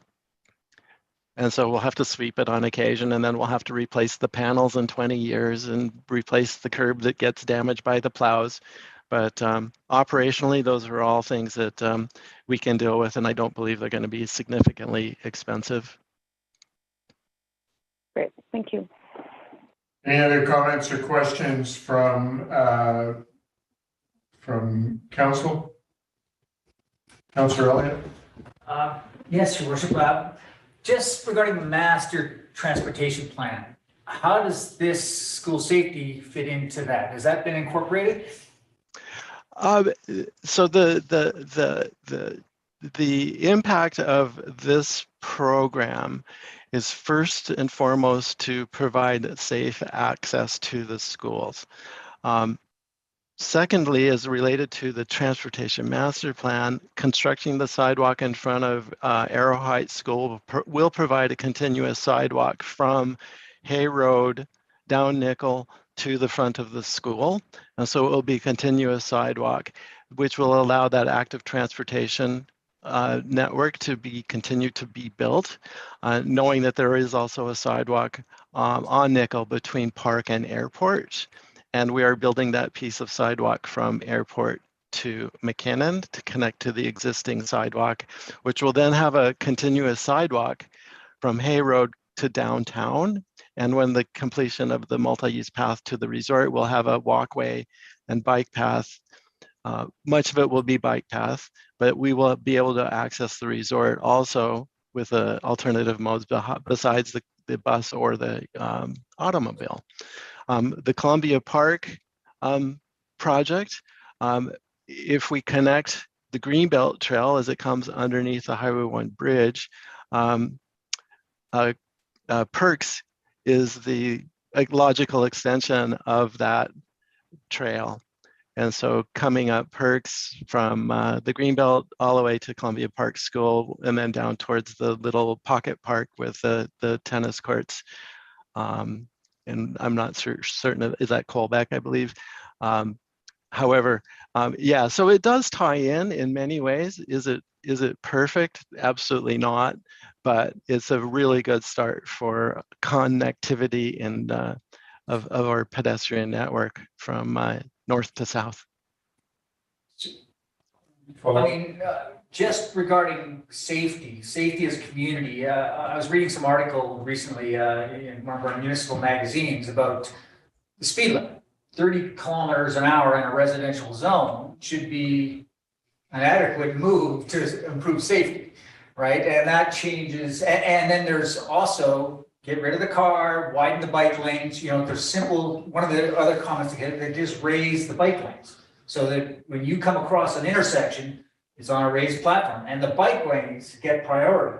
So if you got to go up and over a little rise in the pavement, it's a simple way of alleviating the stress from traffic. And I'm saying, or emphasizing that other modes of transportation besides vehicles are more important.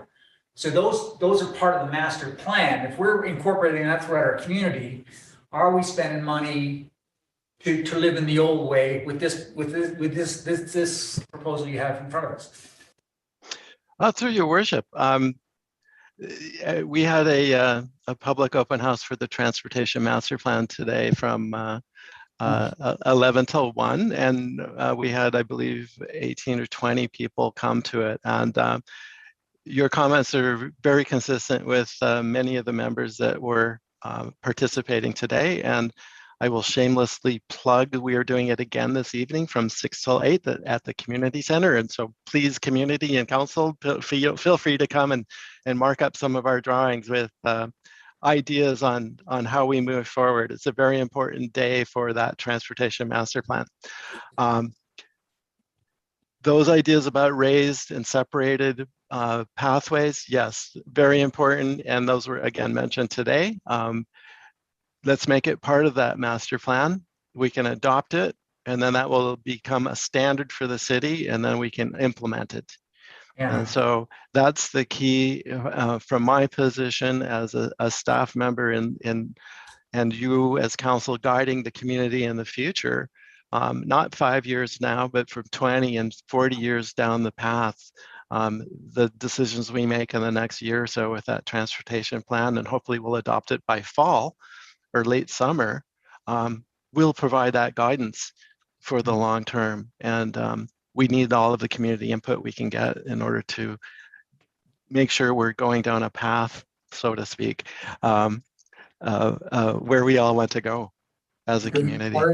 Thank you, Mr. Black, and all of council. We'll try and get it done, and those of us who are here should show up tonight. Councillor Palmer, you're back here and you had your hand up. Did you want to put this motion on the table, or did you have a question before we move forward with that? Thank you, Mayor Sulz. No, I won't put the motion on the table. I have a number of concerns on it. I've talked regarding some of them. The big theme that makes it very difficult to vote against this is the school safety aspects. That's been an item for such a long time. I do have questions. I'm very skeptical on the financial aspect, but I'd be drilling down into a lot of sort of technical stuff, I guess, detailed stuff. But, you know, for example, maybe I'll just through to Mr. Black on the Columbia Park, things like storm sewer, like I think there's going to be significant impacts on storm sewer. We've talked about that, I think, a little bit before. Is that included in the 2 million as well?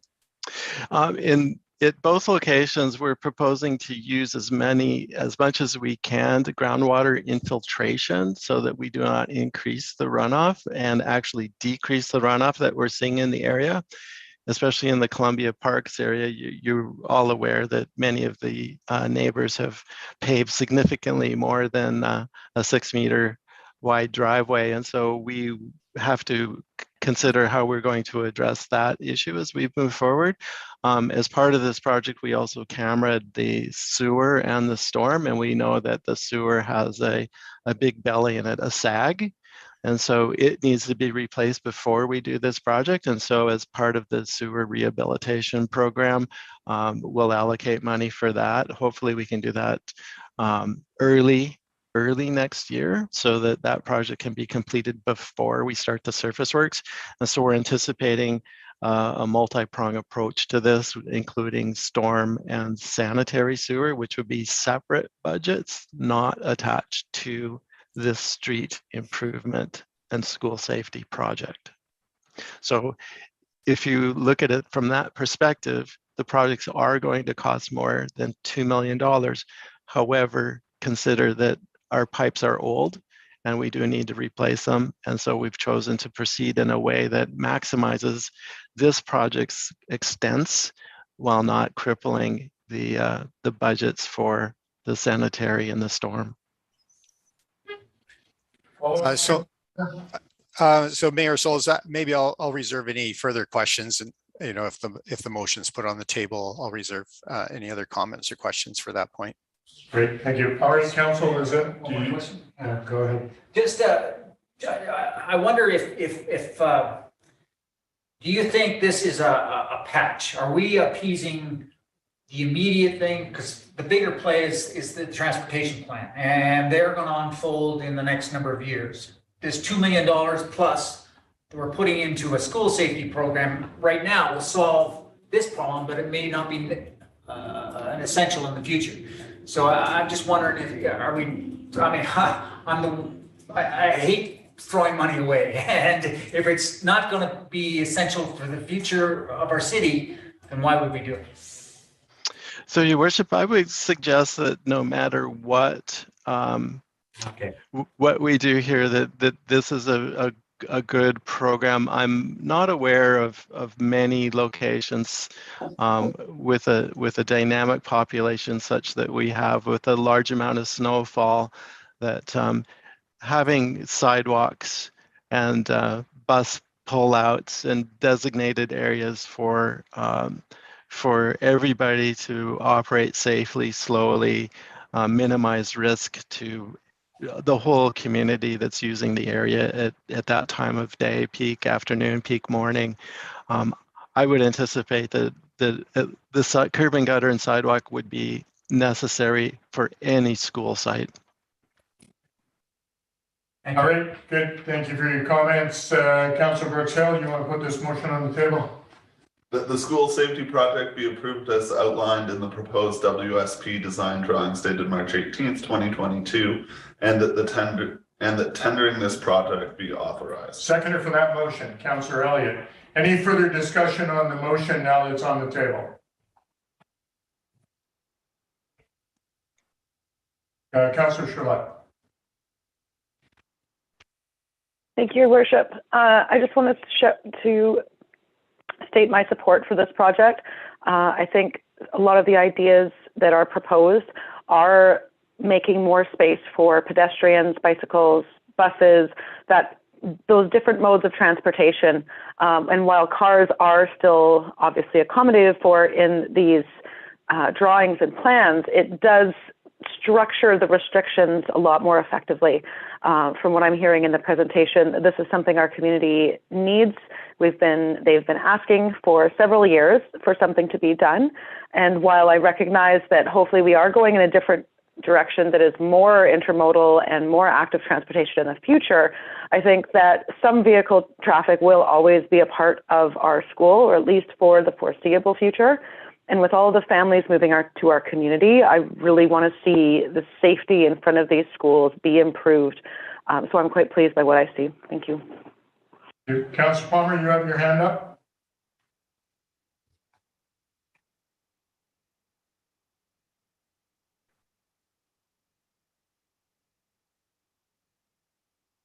Councillor Palmer, are you still there? Sorry, I thought. Can you hear me now? Yes, we can. Thank you. Okay, sorry. Originally, earlier when this was brought before us, was anticipated for construction in this summer, 2022. That's changed now to 2023. Is that correct? Through Your Worship, that is correct. And then the second question, Mayor Sulz, is so I'm a little bit confused on the financial stuff. So I'm just talking about the financial right now. So we've approved going out for borrowing for $2 million. But we're, if I'm understanding correctly, we're already anticipating it to be more than $2 million. And that some parts of this, for example, storm and things like that, water will be coming out of other funds. Is that correct? Yes, Ms. Davis nodding her head, but Mr. Black, I'll ask you to answer. Thank you, Your Worship. Yes, we know that the sanitary needs to be replaced, and so that will come out of the sanitary budget, and that will come out of the removal and replacement budget that was approved this year. For the next following years. Then Mayor Sulz, question for the Director of Finance, those other aspects, and maybe it's a question for the Director of Engineering as well. So I'm just trying to get a sense of the the real scope of these two projects, because there's two projects that includes storm and water and maybe some other things. Is that in the financial plan or financial plan for 2023? I can answer that question, I believe. If Director McCabe would like to chime in after, please do. Yeah, so the budget that was approved for this year did not include this project because we didn't have sufficient funds. Council did approve us to go to borrow. That's about a 6-month process. And so the funding would not be available until end of the year, and that process has not yet been initiated to my understanding. So that will take half a year or so for us to secure the funding, and at that time then we would have the comfort level to go out to tender and anticipate where we would fall with the return of those tenders and an understanding of the cost versus budget. So through the Mayor, and again maybe it's for the Director of Finance, so on the borrowing, can you just explain, like, do the tenders have to come in first, or do we get the funding first, or what's the timing on the borrowing of the funds? And then if it comes way out of whack, then what does that look? I think I'm kind of conveying my confusion, I guess. Yes, yeah, no, I understand. Through your worship, the borrowing would need to get to the point of where we've completed the alternate approval process, and assuming that we do not have the electorate come out and say no, they do not want to borrow. At that point, it's safe to proceed with doing a tender. And so these two projects kind of go forward at the same pace, and they will probably there'll be a little bit of overlapping, but yes, they will be kind of concurrent. But we do have to make sure that the alternate approval process is not successful before we commit to tendering for this project. And that will be done. Okay, and then through the Mayor to the Director of Engineering, are we going to tender the two projects as separate projects, or are you planning on putting them together?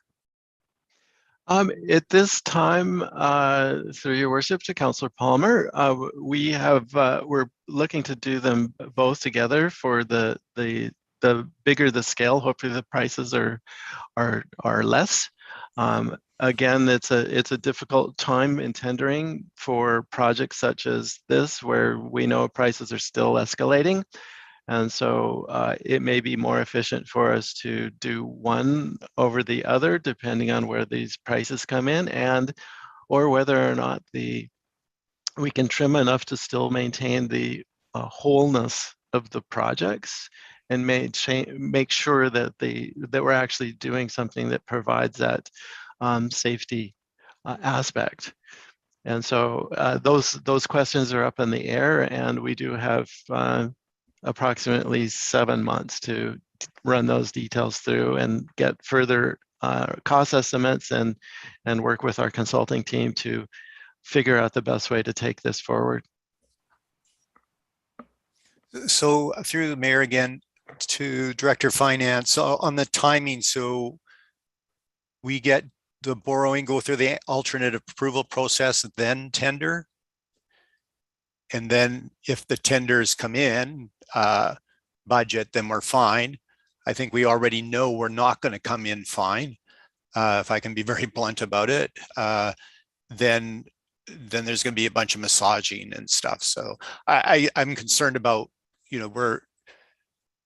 aside from the details design of that we're kind of setting ourselves up for failure of not having sufficient funds. Be one of the concerns that I have. But I'll leave it at that for now, Mayor Sulz. Thank you for your input, Councillor. I do have similar concerns with this. I'm a little concerned about where we're drawing money from. When you say that word cemetery, I get concerned because I know there's some issues there that I would like to have dealt with. Safety for me is paramount, especially when we're talking about our children and our community. This is something that our community has said to us that they wholeheartedly want. I'm going to be supportive of this. However, we are quite concerned, I believe as a council, as to costs when we deal with these sorts of things. So generally, we're supportive of this. I understand exactly what Councillor Palmer is concerned about when we talk about massaging and how we're going to come up with everything to make it all work. Councillor Palmer, did you have a follow-up with your hand up? Thank you, Mayor Sulz. Yeah, just further on the safety, that I agree that the safety that's what's kind of driving this whole project, and on the details of the design. And I hope that we have some opportunity for a little bit of massaging on that. But the lack of multi-purpose paths, from what I see in the school zones, and the extensive use of bicycles, including wintertime by children, we're forcing them onto roadways. And that's, you know, one of the aspects of safety that I think we may be compromising the best of what really is going to work for Revelstoke. Revelstoke's very different than Calgary. And so, yeah, just a number of concerns. Thank you, Mayor Sulz. Great, thank you, Councillor Palmer. All right, any other questions on the motion on the table? Seeing none, I will call the question. All those in favor? Aye. All those opposed? I'm opposed. Note that Councillor Palmer is opposed. The balance of council is in favor. This motion has passed. Thank you. All right, moving on to item 11D, Sophie's statement. Someone want to put the motion on the table for me, please. Councillor Brooksell. That the 2021 Statement of Financial Information be approved and that the Mayor and Director of Finance be authorized to execute the same on behalf of the city. Seconder for the motion, Councillor Palmer. Any questions? Councillor Palmer.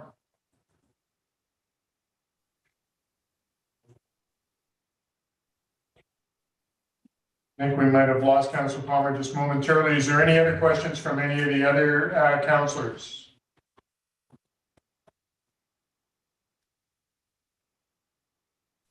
Councillor Palmer, did you have comment or question? I saw your hand up and I put you down as a seconder, and I want to confirm that before we move forward. Okay, thank you, Mayor Sulz. Yes, I seconded the motion. Just a comment on the so on the Sophie reports, one of the problems with this, I remember going back several decades ago, the financial thresholds for reporting on what I consider personal information of individuals that in my opinion, actually breaches the Privacy Act.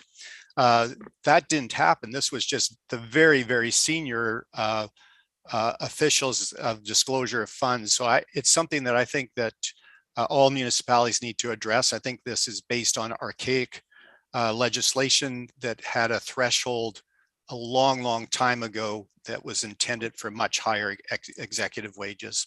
So that's just a comment, maybe something to do in the future. Thanks. Appreciate that comment. Thank you. Any other comments from council? Seeing none, I will call the question. All those in favor? Aye. Aye. Motion's carried unanimously. Thank you, council. Thank you, staff. All right. We're going to move on to Parks and Rec Youth Liaison Contract Renewal.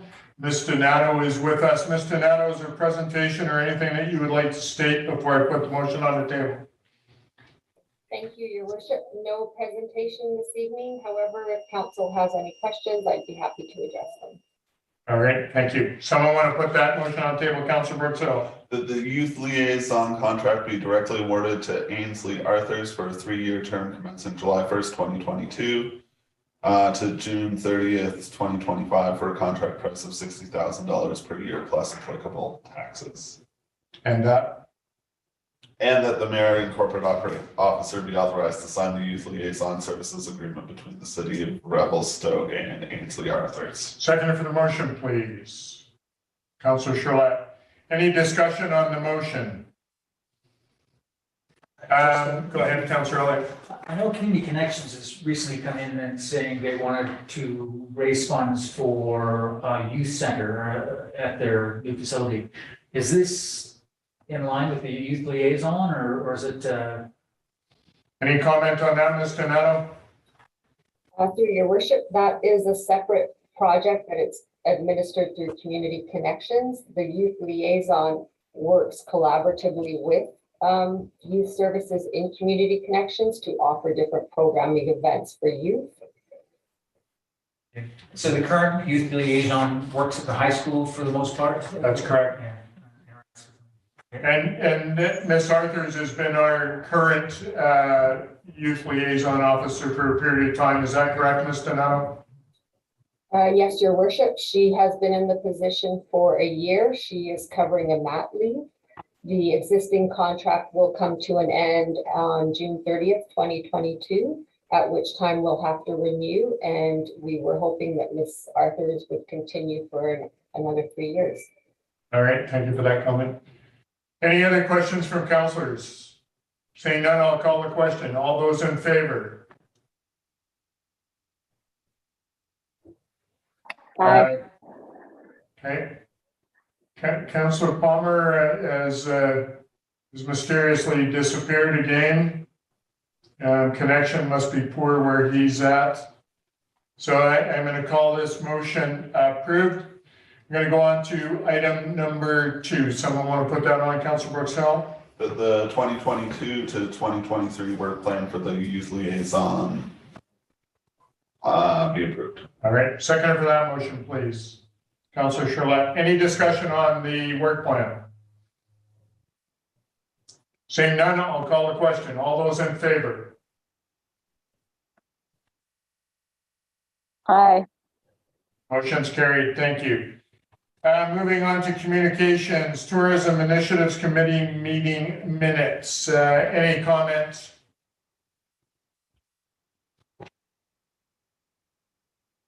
Seeing none, moving on to F Maltby letter.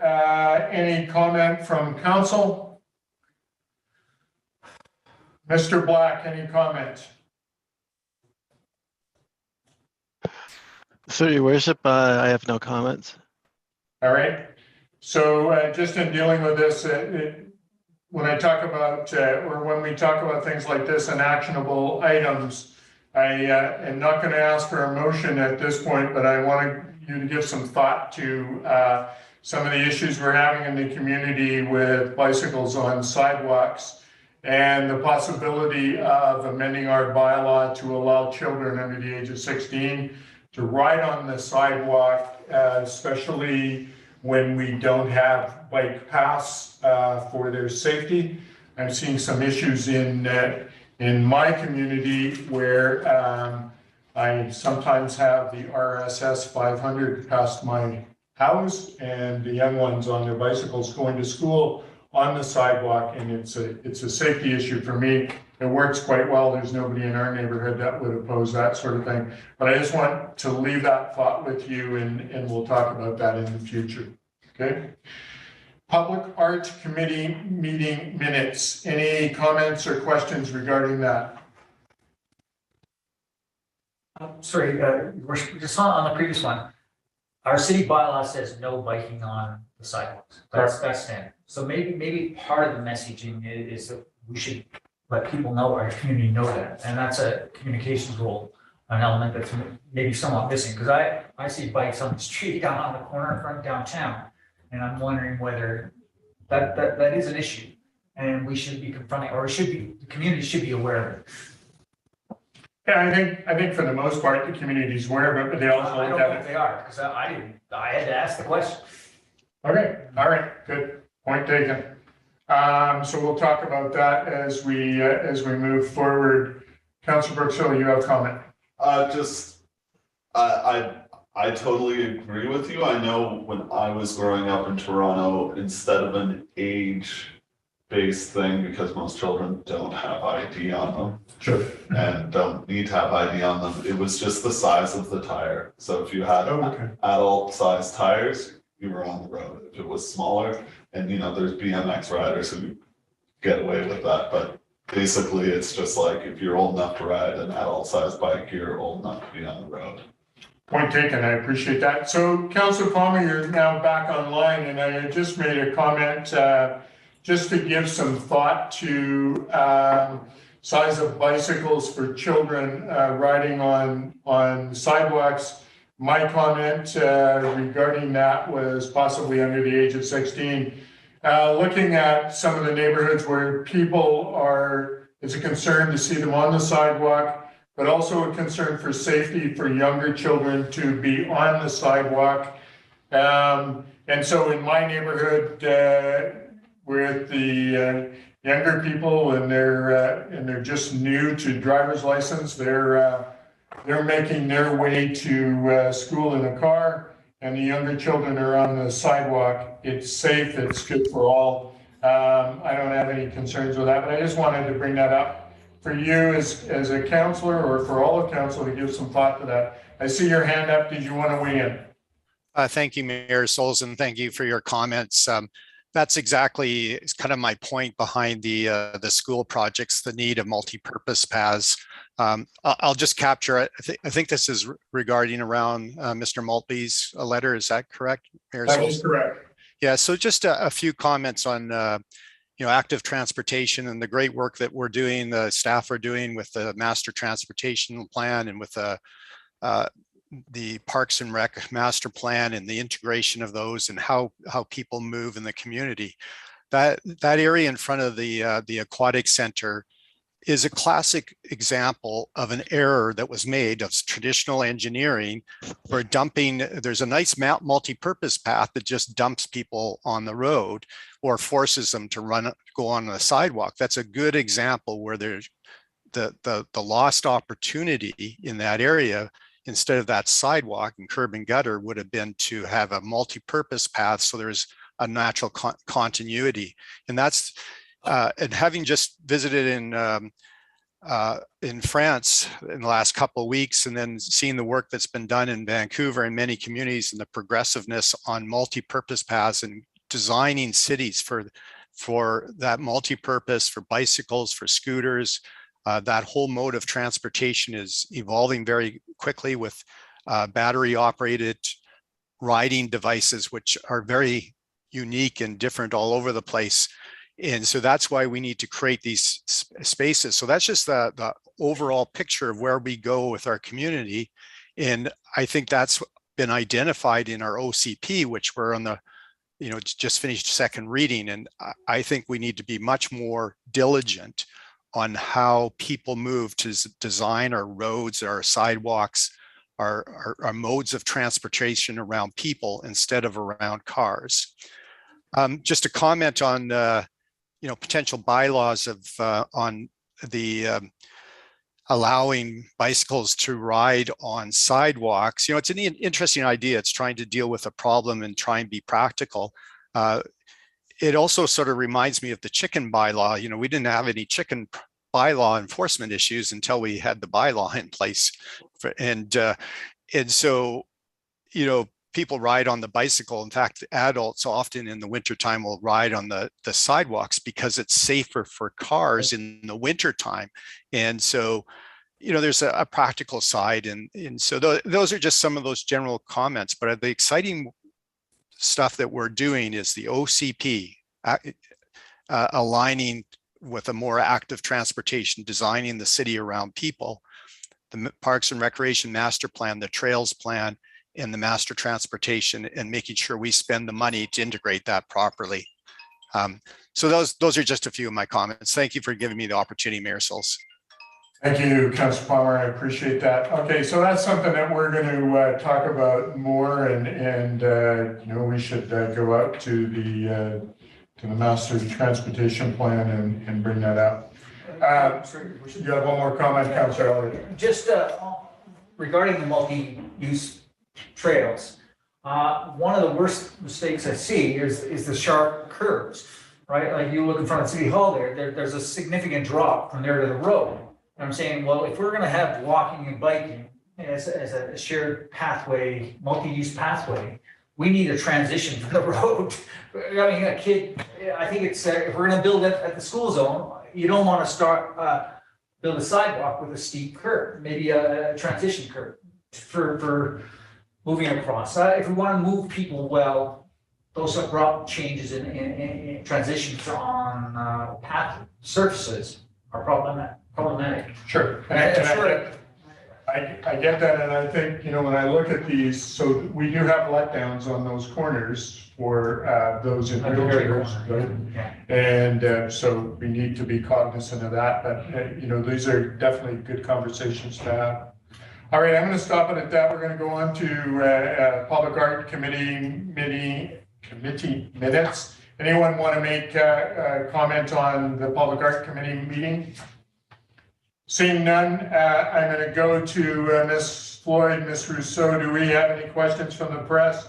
Please note that our reporter that was here from Stoke FM left at 4:57 p.m. Any other questions, Ms. Floyd?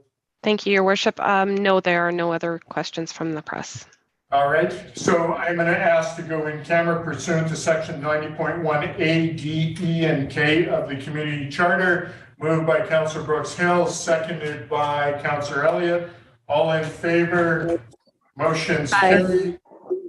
And we're going to take a couple-minute break before we go to in camera.